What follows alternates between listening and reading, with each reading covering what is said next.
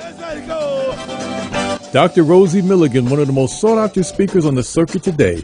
Her live internet talk show, Express Yourself, is the most provocative, thought-provoking, and talked-about radio show on the internet. There's no holds barred, and Dr. Milligan puts the B in bold. She brings it every Tuesday live at 10 a.m. Pacific and 1 p.m. Eastern Standard Time. Dr. Rosie has been proclaimed the most provocative female writer of the century. Her books include Satisfying the Black Man and Black Woman Sexually Made Simple, Why Black Men Choose White Women, and the book Nigga Please. These books have raised eyebrows across the country. She has authored 21 books and published 350 titles for authors nationwide. Check Dr. Rosie out at drrosie.com for her books, articles, and archives of her internet talk show. Sit at the feet of wisdom. Dr. Milligan is indeed a timekeeper and scorekeeper. She is the clock, calendar, and almanac for Black America. You need to hear her. Good morning. You're listening to the Express Yourself Hour. I am your host, Dr. Rosie Milligan, coming to you live. You know how we do it around here? Nothing but straight talk. I have two wonderful co-hosts. The first one is Mr. Keith Swanson. You guys, they still refer to him as the AI man. I don't understand why they have not caught up with Keith. His voice is so distinct. He's been at all the Black Writers on Tour conference. He's been at expos. He's been in your face. And we had a lot of money on the deck last year for the person who would catch Keith and call me and say, I got him. They missed the money. Then the pot went back down to zero. Then it started going back up again. So I don't know. Maybe people don't need the money, you know. They better catch the AI before he goes global. I know. Right? I know. So, Keith, how are you doing today, Mr. Robot? I am doing well. AI is taking over the planet, as we know. You know what? It might become a day that I'll be able to truly have an AI co-host. You guys think it'll get that advanced? It already is. You can't have an AI I know. co-host. That's what I was going to say. It has Really? already. Yes. And there's jump in the conversation just like you guys are doing. Mm. Wow. You can do a whole podcast with them. Yeah, you sure can. Wow. Well, Shawannah is my co-host. She's a real estate guru. She buys houses, sell houses, flip houses. She does everything to houses across this country. So I'm really excited about that. And if you interested in anything with real estate, you definitely want to holler. Better Give do it him now. your number, Definitely. Shawannah. Oh, yes. What's Definitely. your number? I'm waiting for you guys. Any questions with anything that you want to do. You want to sell a piece of property, you want to buy a piece of property, whatever it is, just call me. I'm here waiting to help you, to be of service. 818-201-6565. 818-201-6565. Better do it now because I'm sure her queue is flooded right about now. Oh, it is. It is. Well, you guys, let me tell you, we have a great show for you today. You know, as an estate planner, doing wills, trusts, power of attorney, just estate in general, there's always so many questions about Social Security, SSI, SDI, everything. And people question. Most people really have no clue, I think, about Social Security. So there's a lot of facts and misconceptions. And one thing I've learned, that misconceptions can really hinder you from pushing forward to gain the information that you need. Because people give out information, and you guys know, they say it with power. And be just as wrong as two left shoes. And if they say it loud, they become more believable. So people tend to listen to a lot of misconceptions, and I think misconceptions can lead you down the wrong road. So today we have wonderful guests, two wonderful guests, who are going to dismiss some of these misconceptions and actually give you facts. And that's what we need. We need facts more than anything right now, particularly when it comes to Social Security benefits. I say that because people are living longer.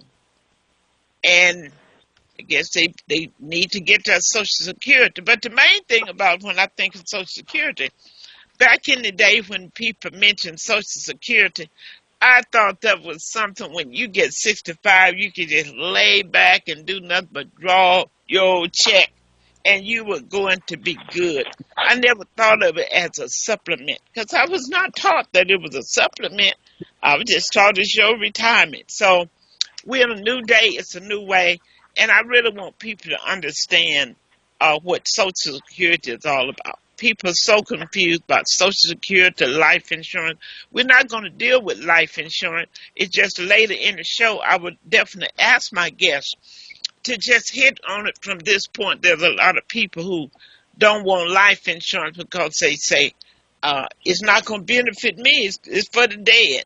People have no clue that there are new products on the market now that can benefit you while you are living. So people need to rethink how they feel about insurance. So my first guest, they work together, is Miss Kenya Ballard. She's an insurance broker, a financial professional. She helps people optimize their Social Security benefits. And joining her is Mr. Thomas Drapala. He's a licensed insurance agent and registered Social Security analyst. Folks, I'm bringing to you that top. I'm bringing you top people in the industry. You know, I always bring you, nothing but the best. That's how we do it around here. I think it's time for an honest conversation about insurance, Social Security benefit. Misconception can really spread like wildfire, and the truth tends to always be hidden beneath the bushes. So good morning, Kenya, and good morning, Ms. Thomas. Good morning, Dr. Rosie. Well, welcome. Thank you for having us on. Oh, I'm really happy to have you on to talk about this thing called Social Security. Some people think it won't be here, but I always tell them I'd rather take my chance. I'd rather take my chance than not to have it. So it's so important. So let's start out talking about, I think what we'll talk about first is what's the importance of planning for Social Security, and when should people start? Well, the importance of planning for Social Security, people should really start as early as mid-50s. That would be a great starting point. And so that way they can at least be educated and plan ahead. At very least, you can make sure you are on the right track and see how your Social Security fits into your retirement goals. And if you have other retirement income, how can you plan to take that Social Security as it relates to your other retirement income and then possible debts or expenses? So that's why it's important to start planning early. Yeah, I think the earlier the better, especially because, like you said, Dr. Rosie, with those misconceptions, the hardest part is that, clients don't really have a really true, good, reliable resource to get the help that they need. And so, they do a lot of online research. And, to be honest, a lot of online is a lot of that bait and switch and just trying to get you to click. And about those misconceptions. And I think, doing something like this and people listening on, by putting those misconceptions to bed and letting them know what's really going on, is going to, help them sleep at night and make the best decisions for their retirement. That makes sense. Now, when you're talking about starting at 50, are we talking about checking with Social Security to see how much we would get by the time we reach 65, 62? Yeah, absolutely. And that's where our professional, analysis come in. When we get to sit down with someone, we get to do what we call a roadmap of what their Social Security benefits look like. And so we use a software program to be able to narrow all of that down and looking at the work history. And so by being able to start early, then you could be able to see, is it best for you to take your Social Security, as early as 62, at 65, 67, 70, and then looking at what other financial instruments that you may have, in your back bar. Maybe you have a Roth IRA. Maybe you have some other type of pension somewhere else. And so we look at all of that to determine, what's the best route for you to go. And again, putting that all in an analysis for you. That makes sense. And I think go ahead. I was going to add on. I think importantly is that a lot of consumers, a lot of Americans, they are paying into Social Security and they're wondering what they're going to get out of it. And so they usually, and what a good step is no matter what, is to go on to SSA.gov and create what's called a My Social Security account if you haven't done so already. It takes about 10 minutes, just create an account, and that'll give you access to even see if you have enough credits to qualify. It'll give you a benefit estimate and some other information. But even with the Social Security statement estimate that they provide, a lot of times that could actually be inaccurate. And it's because some of the assumptions and estimates that Social Security makes that may not actually be going on in that person's life. And so when you look at your statement, that benefit estimate that they're giving you can be off as much as $500 a month or even more.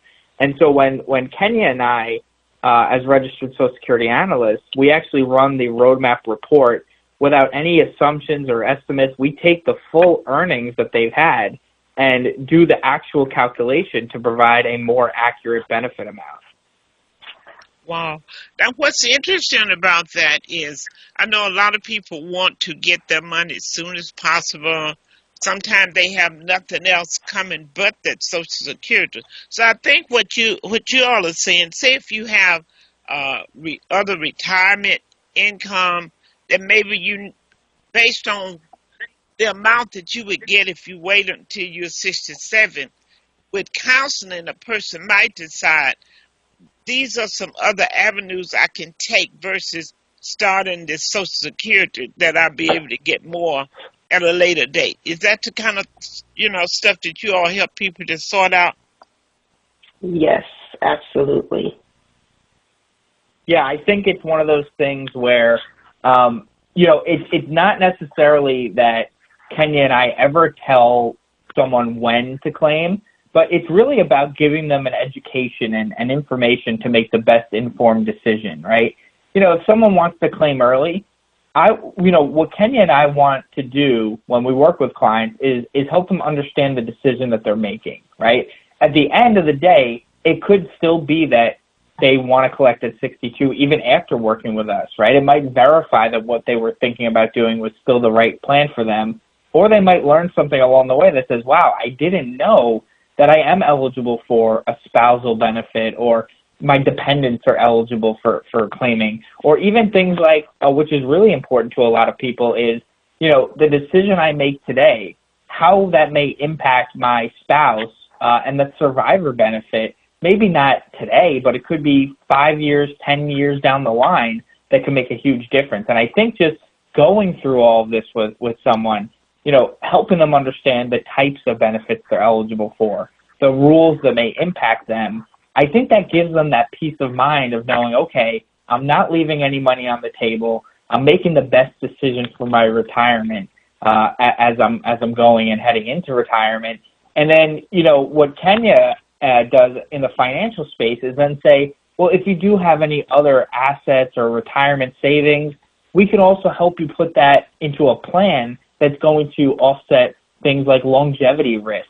And so you don't lose out on, your retirement income later in life, right?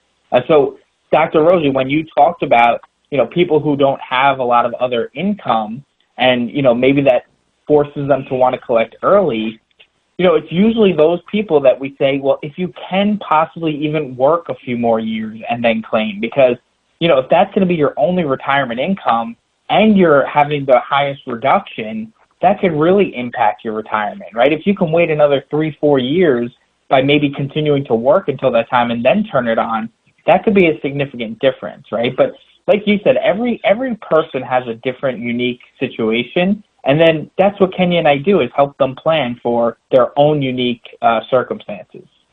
Well, let me ask you, is there a time when you draw in retirement that you cannot get Social Security? Because I've heard clients say, I can't get Social Security because of my retirement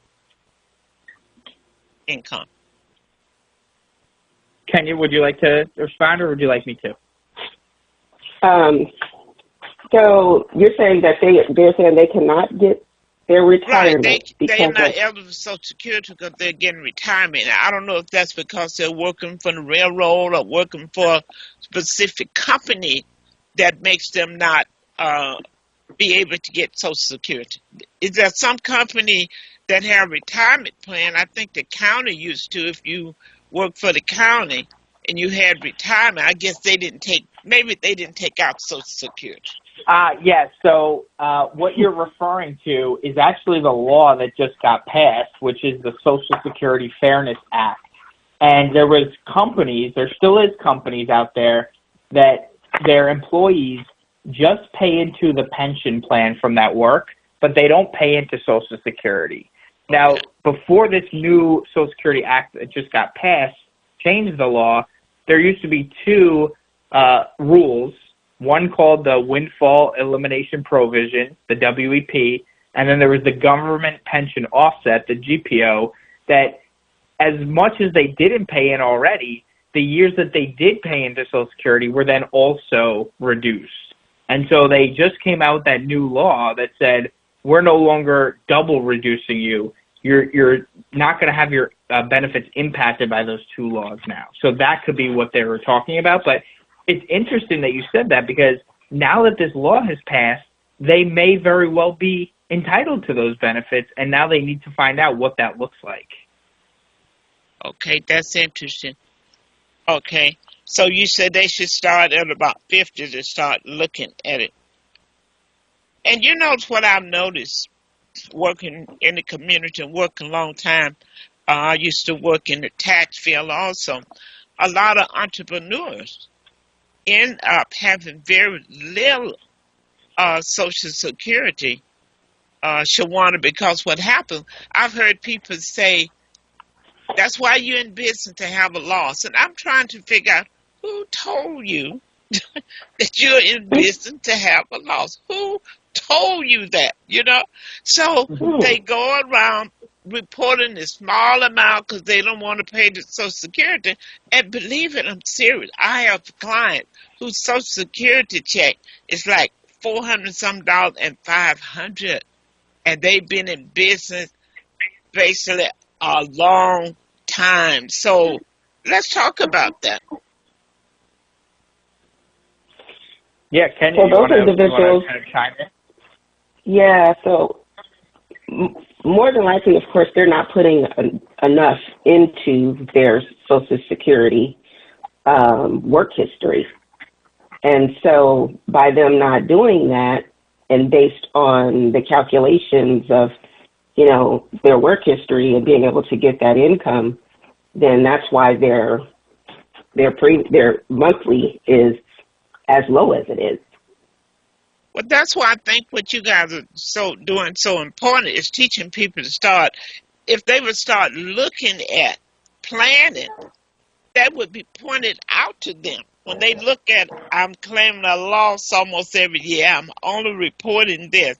It's like a catch-22. You may win on this end because you misrepresent your earning, but then in the long run, I think people they don't have the education given to them about the long run and the short term about Social Security. Do you agree? Yeah, absolutely. I think Kenya and I could both agree on that. And I think the biggest issue, like you said, Dr. Rosie, is that people, don't plan that well. And, with what you're talking about is really those who are self-employed and potentially like small business owners who have that flexibility potentially in what they pay themselves in a salary that does pay into Social Security. And, a lot of times their tax professional they work with says, oh, let's save you on taxes and, that'll be the best for you. But they're not thinking about it in the long run of saying, how does this tax savings, impact the long run, especially if you're in your 20s, 30s, 40s where you want to pay in more so that you have a high benefit. And then Kenya and I work with business owners in their 50s, like 50 and above, and say, now's the time where you can actually start to pay yourself less into Social Security, right, and save on those taxes because you've already maxed out your benefit, and continuing to pay in won't give you as much of a return. So, but again, it's understanding the taxes you're paying in versus what you're getting out. 310. Right. Does that mean they already have to have their quarters in? Like you say, when they start earlier, they get their quarters in. And the other question frequently asked is the Social Security benefit based on the highest quarter or most recent income? That's a question that often is asked.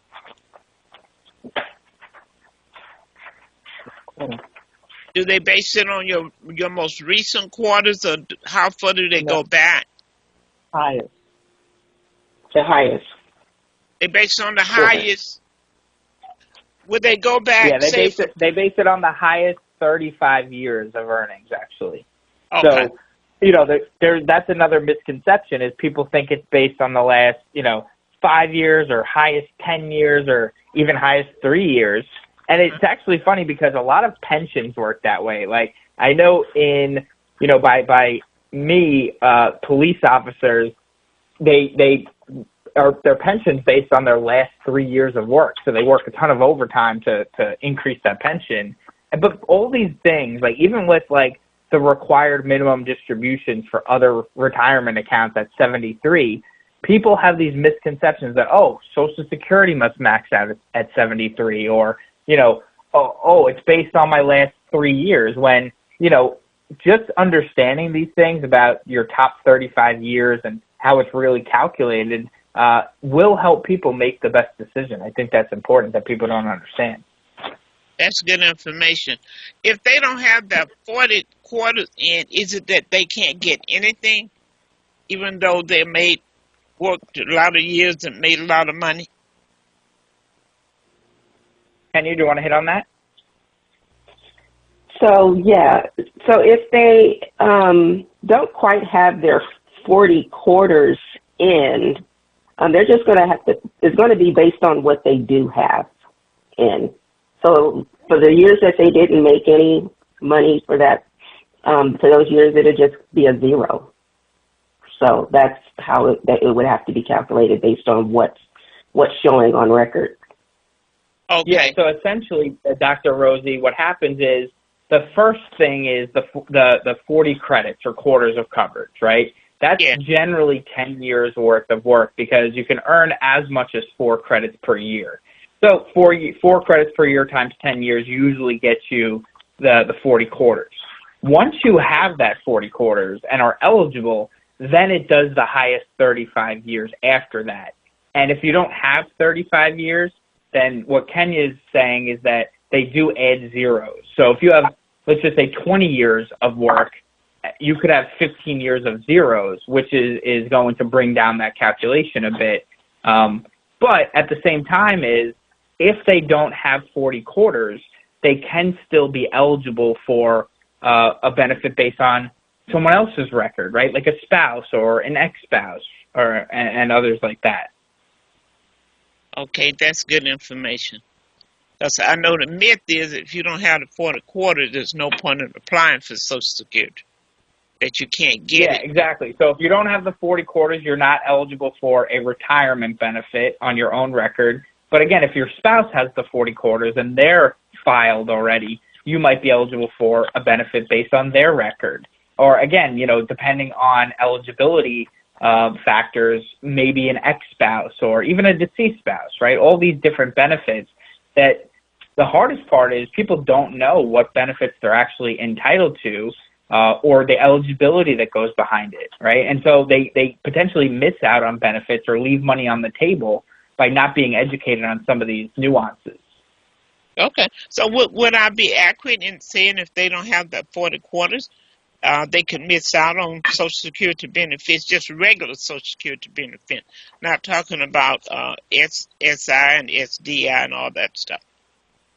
Correct. They would not be eligible for a retirement benefit unless they acquire the 40 quarters. Yep. Okay, okay, great. Let me give the telephone number out because there may be people that want to talk. You probably won't get a lot of calls today, and I tell you why, because this is so informative that people gonna want to just probably just want to listen. But the number is 310-928-7733. That's 310-928-7733. Or you can email us here at innerlightradio@yahoo.com. That's INNER, innerlightradio@yahoo.com. Again, the phone number is 310-928-7733. And I believe we have a caller from area code 626 that's holding. So, caller, go ahead.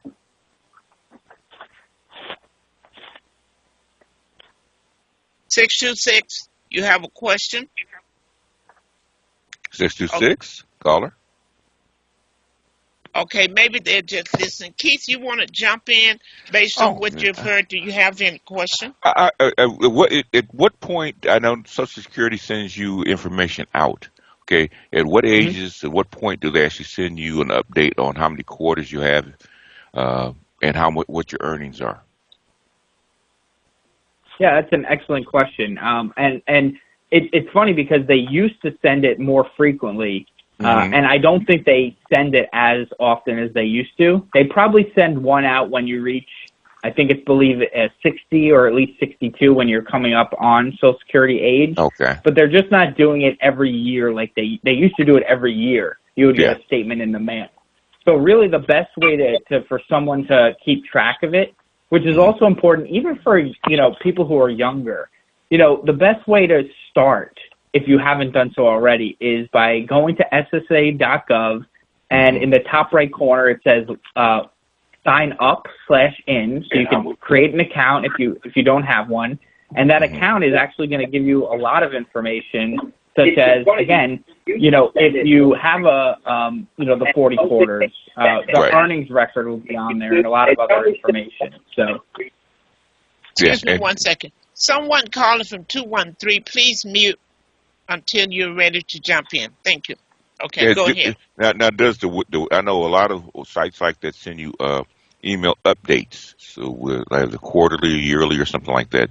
Will that site do the same thing? Can you sign up for like email updates?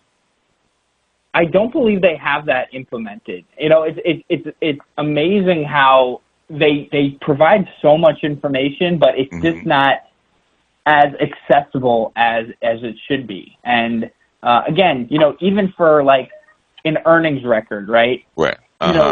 People pay in for the last 20, 30 years. Right. There might be a year that Social Security, for some reason, didn't get the correct amount, right? Maybe, because usually the IRS provides the Social Security Administration with your amount to put in.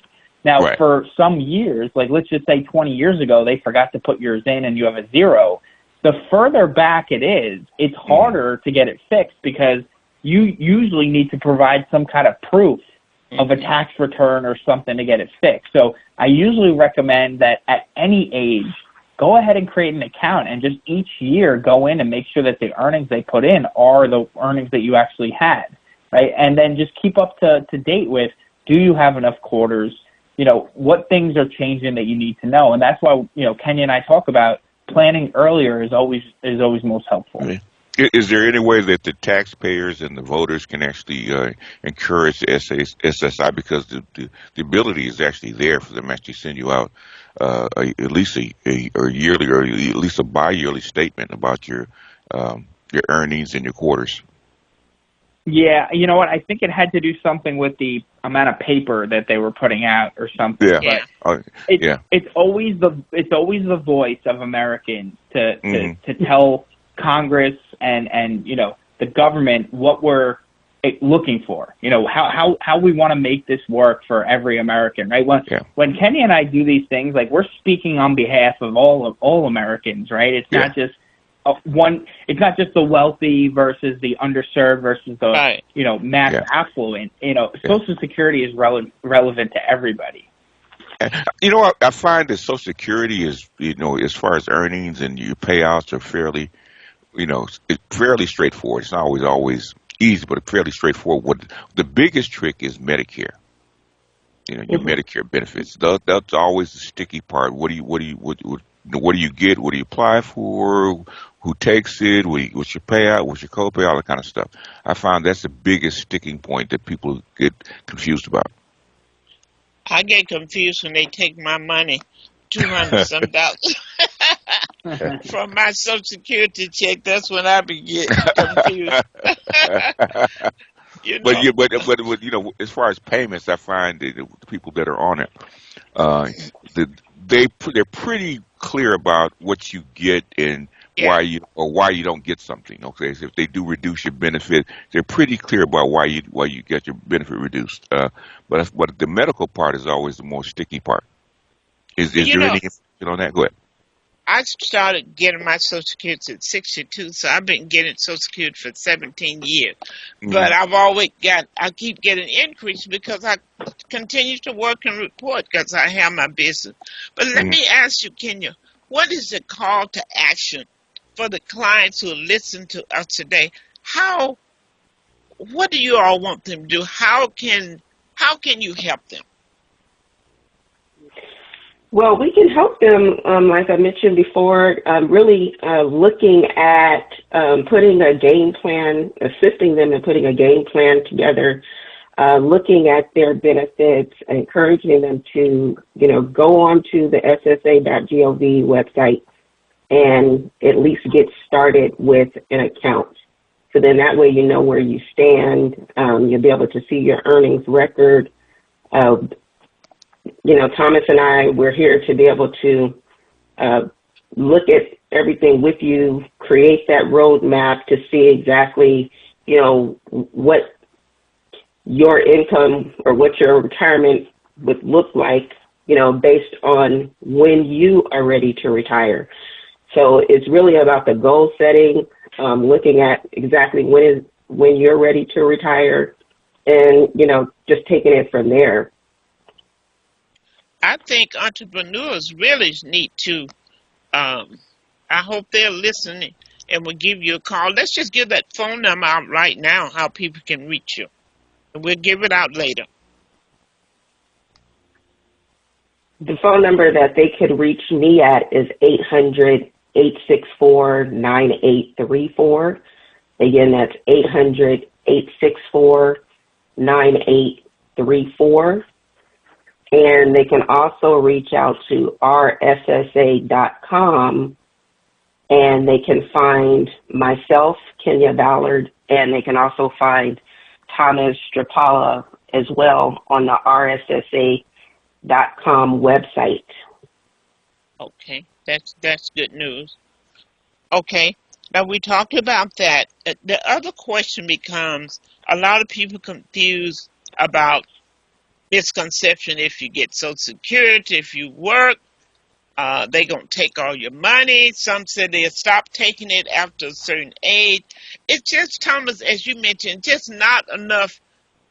Well, the resource is there, but it's on the website, but it's not enough information out there to the public or pamphlets or whatever for them to really have an understanding. This is the most misconceptualized area that I've seen people having questions about.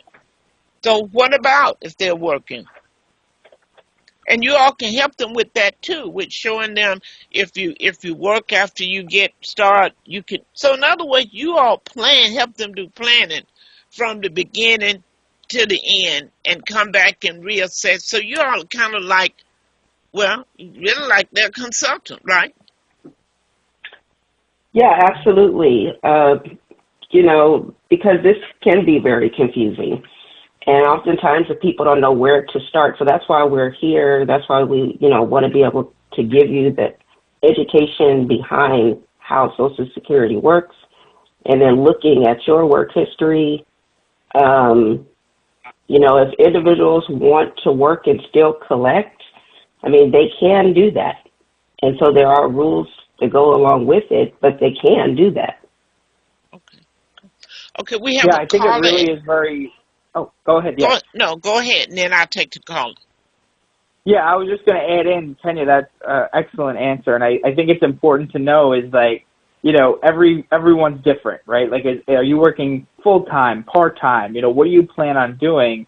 Because, yeah, there are limits on how much you can earn and before your full retirement age. And then after full retirement age, that limit does go away.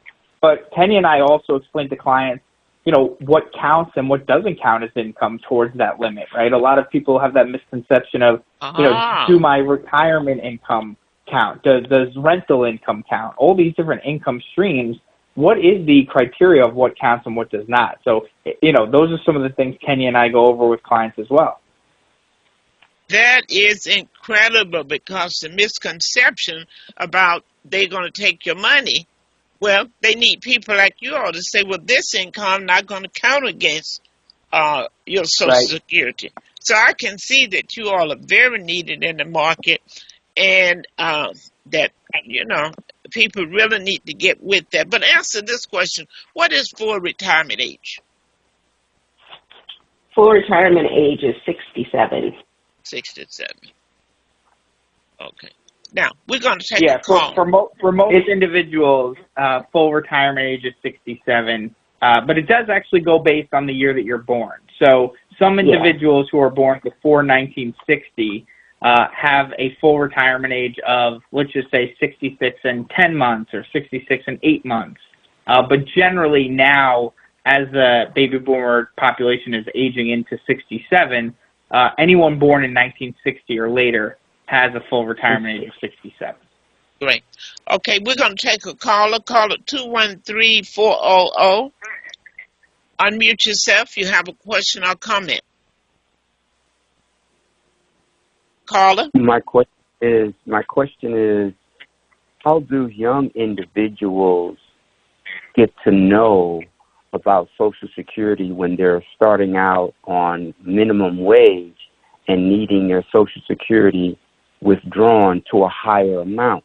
Because most of the time when you're making minimum wage and they're just taking out all these deductions, you're just going with that. You're not asking any questions. And the other thing is, you're already making a minimum salary. It's not no great amount. Even if you're a college graduate when you first started at entry level, they're taking these deductions out, and Social Security is one of them. How do they go about contacting someone, letting the employer know, hey, look, I need more money taken out of my check? And then if that is taken out of their check, how do they survive? Yeah, that's an excellent question. Thank you for that one. So you can't actually tell your employer to take out more money for Social Security. Social Security is a government taxation that takes out a standard 6.2% out of each paycheck. And so, for those who are younger, really the best thing to do is to create a My Social Security account and just track that, okay, I earned, let's just say $20,000 this year. Okay, my earnings record says $20,000. That's correct. And by just understanding each and every year, making sure it's correct, you're already doing better than a majority of other people that aren't. And then what happens is, even though you're making minimum wage, let's just say when you're younger, Social Security does make up for that, because what Kenya and I didn't talk about earlier with the highest 35 years of earnings is that from age 59 and prior, those earnings that you have in each year before 59 are actually multiplied for inflation, meaning that even though a minimum wage person might be making $20,000 this year, after they multiply it by the indexing or inflation factor, it might actually count as $50,000. So they have all the years that are multiplied for inflation to make up for those who make less early on in their career. And then as you get older and you make more money, generally, right, let's just say that's the factor, it's going to take into account all of those years, which is why the top 35 years are included in that. Well, when you look at Social Security now, back in the day when people drew their Social Security, they were really able to say that I have retired. And you say, what is your retirement? They would say Social Security. But in today's market, when you look at, I think I saw something on the internet that the highest now is going to be $5,000 so a month. but I don't know Yep. about that. Is that true? Yeah, it's pretty close to that. Yeah. Yeah, but think about the average person, and well, at least I'm glad they're increasing his salary $20 more an hour, because at the rate we were going with this $10 and $12, the average person that would retire would not be able to pay rent with the inflation of today. So I think more than ever before, I wish you all could go into the colleges or high school. I wish they would allow you all into.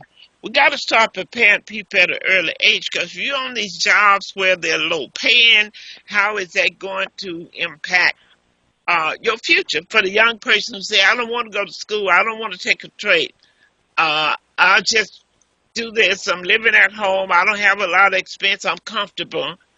Maybe we need to make a few people uncomfortable so they have a better future. Do you agree? Yeah, Kenny and I always kind of push on the education portion of it, right? You know, you can never be too educated about a topic like retirement.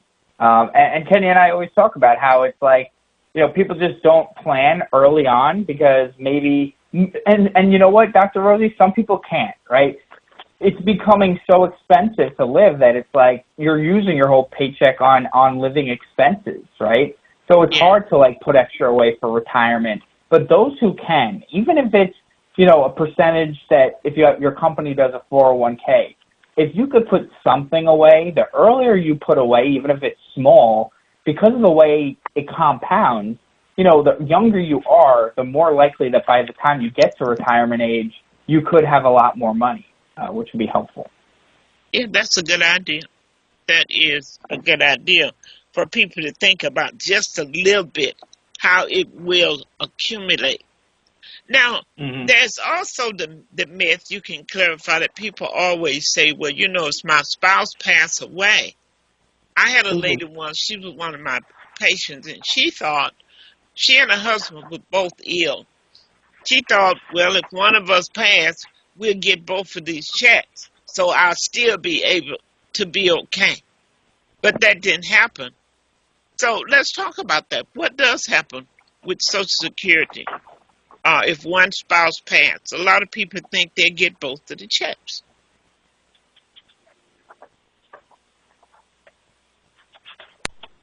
Kenny, would you like to chime in? So if the spouse passed, and that really depends, are they both collecting at the same time? Is that what you're saying? Yes.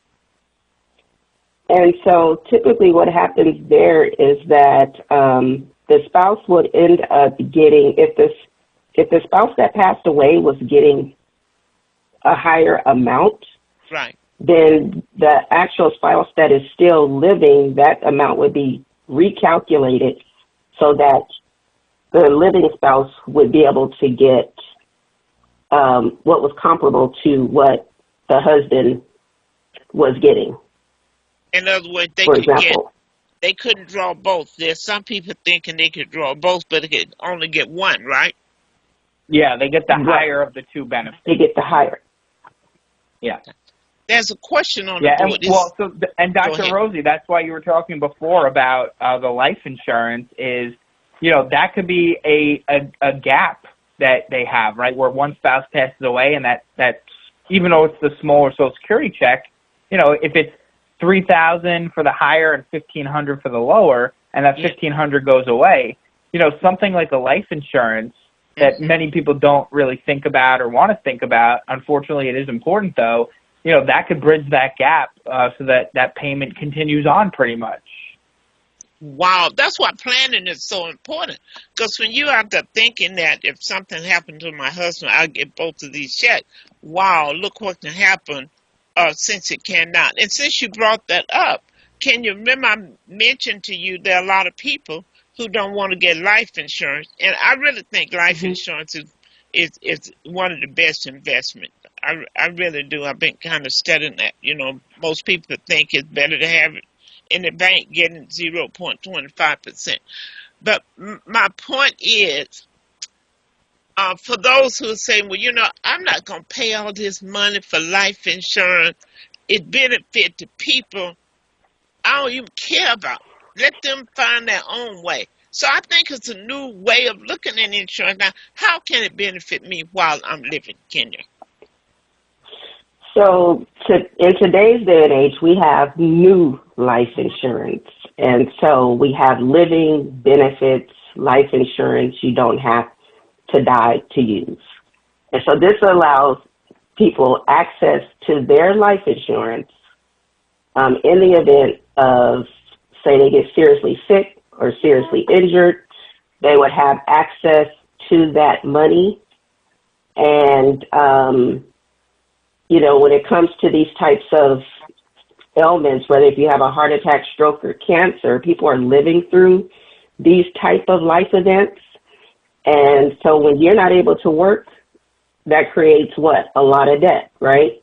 Right. So we all know you still have to pay your mortgage, you have to pay your rent, you have to, pay your car insurance, things of that nature. So being able to have living benefits, life insurance you don't have to die to use, will give you access to your life insurance if you don't die.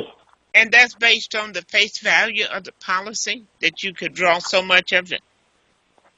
Absolutely. So depending on the face value of the policy and depending on the type of life event that you may experience, whether it be a critical illness, chronic illness, or a terminal illness, you would be able to get up to a certain percentage of that face value of that life insurance policy. So let's say, for example, you had $1 million policy. This could be a term policy, by the way. And if you are determined terminally ill, you could get possibly up to 90% of that $1 million. If you're critically ill, you can get up to 75% of that million. And then a chronic illness, if you're not able to, at least do 2 out of 6 activities of daily living, you're looking at up to 2% for 50 months for of that $1 million. So being able to, what I like to say, really being able to strip people away from financial cancer, because that's what typically happens when someone experiences a life event of, these kinds of, medical issues and not have anything to back them up and having to deplete their savings if they even have savings, or, taking money out of their homes and things like that. So this can definitely, combat that financial cancer that can, come into play. I'm glad you brought that out, because there's too many people who think insurance is just for somebody after they are gone. The other common question that people ask who may not be eligible for Social Security but become financially incapacitated is that's when they can draw what we call SSI. Wait, say that question again. I could take it if you want, Kenya. So SSI actually is, funny enough, Dr. Rosie, it's another misconception, because a lot of people think SSI stands for Social Security income, when it actually stands for Supplemental Security Income.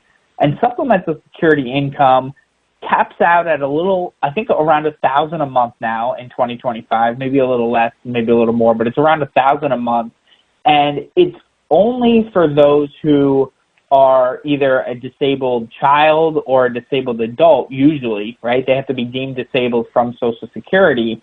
And there has to be an income need for it, meaning that, not only can they not work, but they have very little financial assets, right? They have, maybe nothing in the bank, no retirement, nothing that can help them substantially. And so usually Social Security will deem them for SSI, Supplemental Security Income. And that's on the federal level, right? There's also state benefits they can apply for as well. Okay, that's good. Okay, you can reach us here at 310-928-7733. We have a lot of people listen. I guess they just want to listen. That's all good, too. 310-928-7733, and they're going to put in the chat, the show is going to re-air. They'll tell me the time. Someone says, how is Social Security program even sustainable in the overall economy, admitted to be of $37 trillion in debt and overall economic productivity that fallen off of cliff? That's a question that someone have in the chat. You all want to address that? Yeah. So I think it's important for everyone to know that fallen off cliff of the government. It's completely separate trust fund that they have, and for those of you who wonder, how is that trust fund funded? Is that it's that 6.2% that comes out of everyone's paycheck, right? So that all goes in. It also includes taxpayer dollars on Social Security benefits, and then Social Security also invested into some Treasury funds in the past and things that are kind of more secure. Ronald Reagan. Yeah. The big yeah, exactly. Yep. And the big misconception for Social Security is that by 2034, the program is going to be completely depleted, meaning that no one's going to get any money by 2034. Yeah. Now, Social Security has always been a pay-as-you-go system, right? So the people that are paying in now are paying in for those retiring, and that covers 80% of benefits. Now, the extra 20%, which is being depleted. So if there's no changes from now until 2034, there's going to be a 20% cut across the board, right? Everyone will still get 80% of their benefits. Mm-hmm. It still creates a need for planning because you obviously want 80% of 3,000 versus 80% of 2,000, right? Right.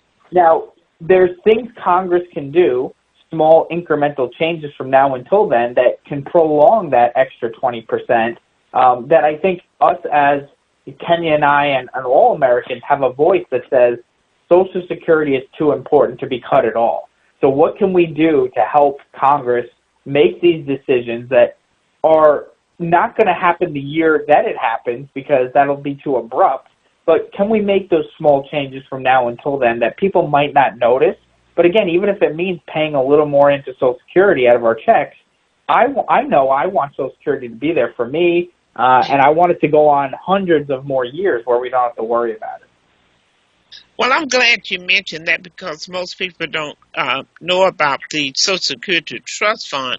That's one of the reasons people are panicking about Social Security. And when I think of all the people who, we have to look at all the folks, since they raised the year limit for retirement or for Social Security, and I believe now more people are going to be inclined to wait later because they're not making enough money on it right now. Right. So when they get Social Security, they know that's not going to be enough. So I think psychologically, so it's pushing people to wait longer to retire. And a lot of people are dying younger, so we have to look at all the money that Social Security will never pay out for those who never get it because they want to wait longer. They are afraid. Well, not afraid. It's a necessity that they go ahead and draw at an early age or wait later so they have enough to pay that rent. What's your take?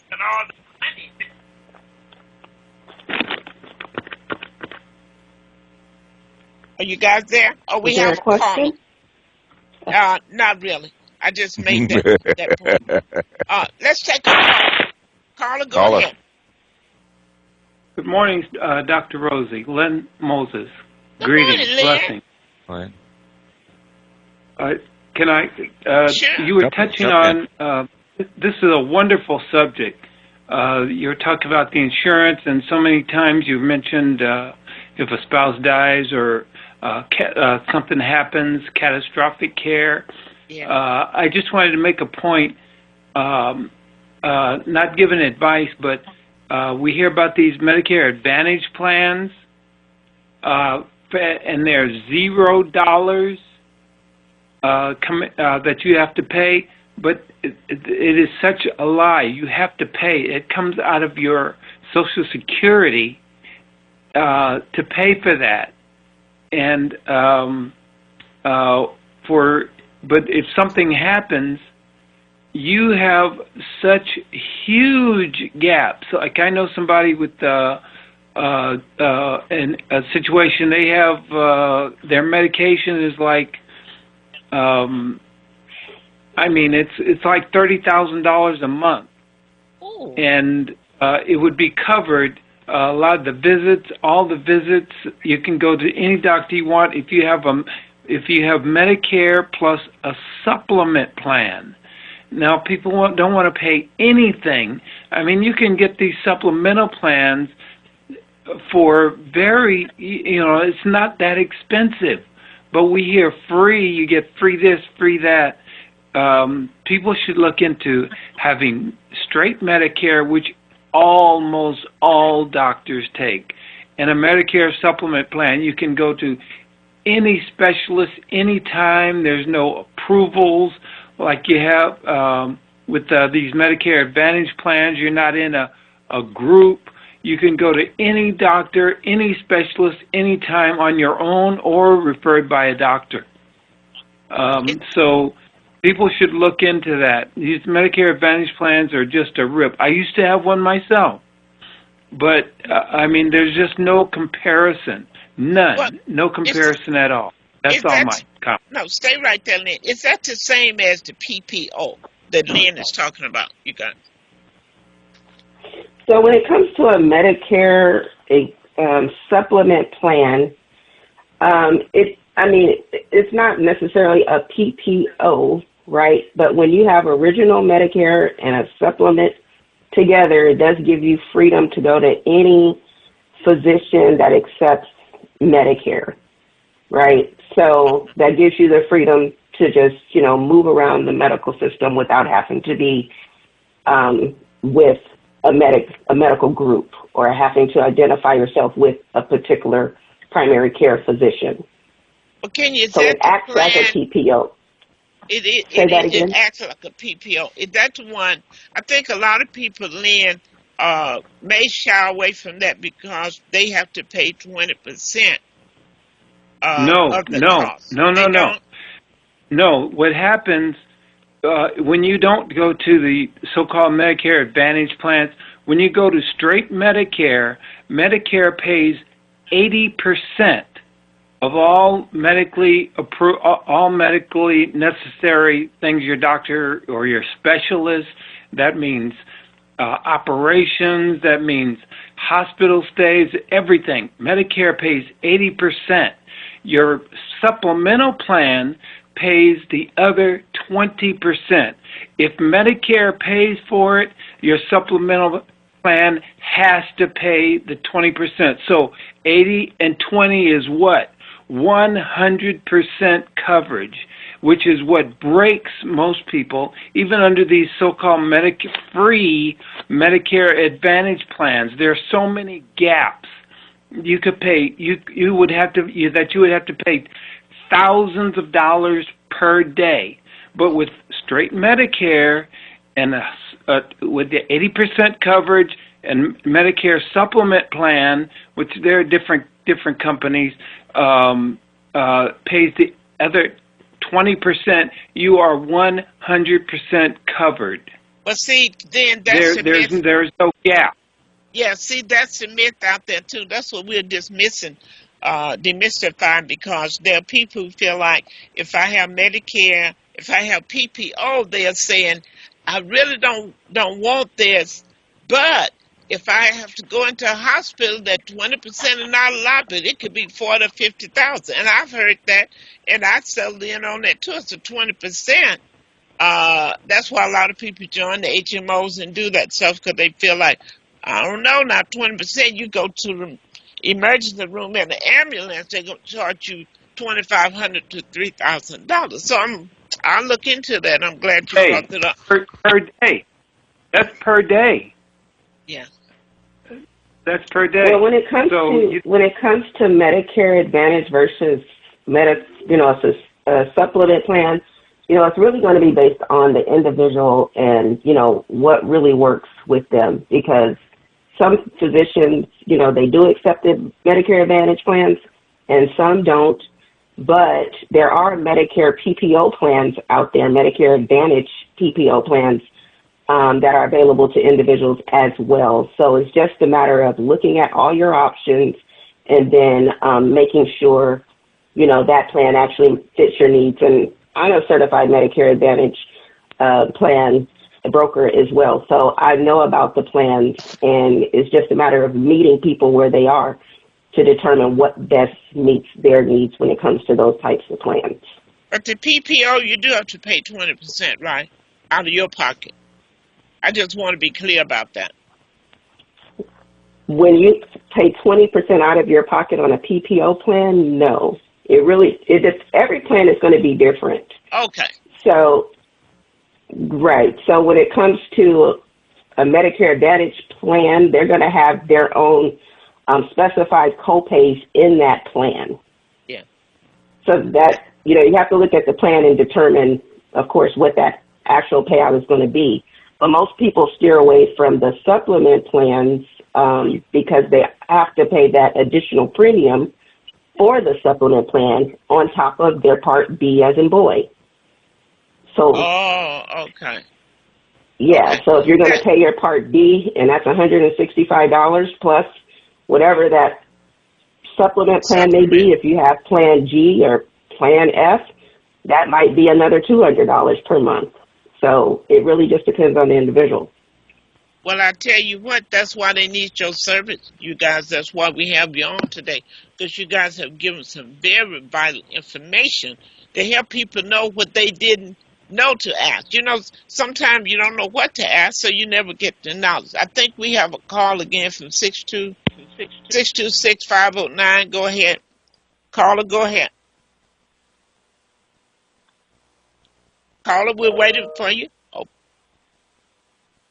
Okay, this show is going to re-air to this evening at 6 p.m. Pacific Standard Time, 9 p.m. Eastern Standard Time.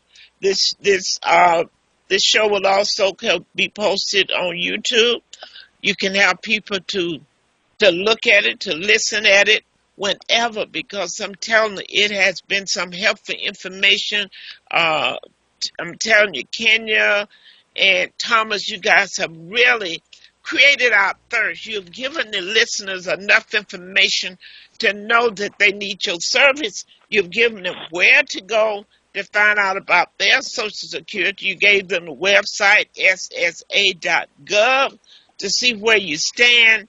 So I want you all to give your closing remarks, because we're coming to the end of the show, and I want you to know we appreciate you, all three of us, our co-hosts.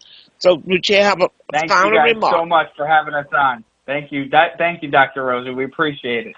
You're welcome. Thank you. Thank you, Dr. Rosie. And I also just wanted to note, for anyone who does want more information about living benefits, you can visit kenyaballard.mylivingbenefits.com. Again, kenyaballard.mylivingbenefits.com. And you could reach Thomas and I at rssa.com, and you will find our profiles on that website. Can you spell your last name for us? Ballard, Ballard. Okay. And give that phone number out one more time. And that phone number, you can reach me, yes. 800-864-9834. Again, 800-864-9834. Great. Thank you so much. And folks, those who are listening, I am encouraging you, really almost begging you to reach out to them, because this is information that a lot of people saying, I wished I had known. We don't want to be a part of that if I the club, or should I had, or something told me club. We don't want to be a part of that. You guys reach out. We are in perilous times, and you want to make sure that you are secure while you're living, and you want to make sure that your family is secure when you're gone. So make sure you reach out and call those numbers. Again, I want to thank you all very much for joining us. You've really given us some great information. So you guys have a great day.